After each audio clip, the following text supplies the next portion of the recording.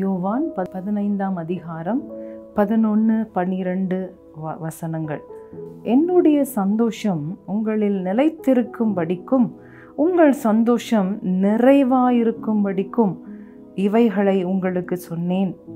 நான் உங்களில் இருக்கிறது போல நீங்களும் ஒருவரிலொருவர் இருக்க வேண்டும் என்பதே என்னுடைய கற்பனையாயிருக்கிறது. ஹல்லேலூயா. ஸோ என்னுடைய சந்தோஷம் உங்களில் நிலைத்திருக்கும்படி 2 காரியங்களை பார்க்கிறோம். ஆண்டவருடைய சந்தோஷம் நமக்குள்ளே நிலைத்திருக்க வேண்டும். அந்த சந்தோஷம் நிறைவாக இருக்க வேண்டும்.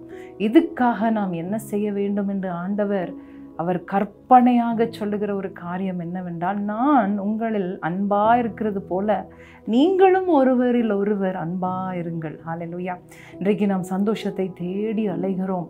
சந்தோஷம் இல்லையே, சந்தோஷத்தை பெற்றுக்கொள்ள, என் குடும்பத்தை நான் சந்தோஷமாய் வைத்துக்கொள்ள நான் என்ன செய்ய வேண்டும் என்று நீங்கள் இருக்கலாம். ஆண்டவர் சொல்லுகிறார், ஹல்லேலூயா, நீங்கள் இருங்கள். ஹல்லேலூயா. அன்பு, ஹல்லேலூயா, திரளான காரியத்தையும், ஹல்லேலூயா, சகலத்தையும் அது செய்து முடிக்கக்கூடியதாக இருக்கிறது.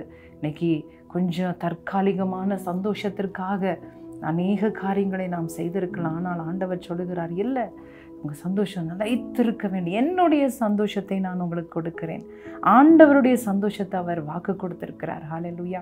இன்னைக்கு நாம் அதை அப்படியே எல்லாரையும் நேசிப்போமா? நம்முடைய சத்துருக்களை கூட நேசிப்போம். ஆண்டவர் உங்களை ஆசீர்வதிப்பாராக.